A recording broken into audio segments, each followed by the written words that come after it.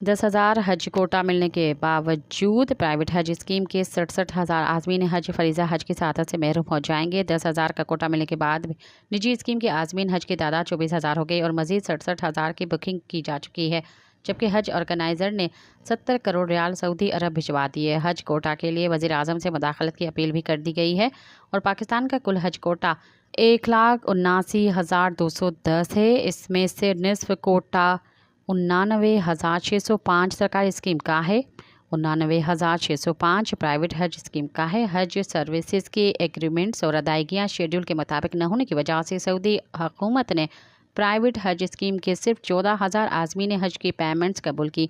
नायब वज़ीर आज़म और वज़ीर ख़ारजा इसहाक़ डार ने सऊदी वज़ीर ख़ारजा को फ़ोन किया है, जिसके नतीजे में सऊदी हुकूमत ने मज़ीद 10,000 आज़मीन को इजाज़त दे दी। वज़ारत मज़हबी अमूर ने यह 10,000 का कोटा हज ऑर्गेनाइज़र की तंजीम होप को दे दिया।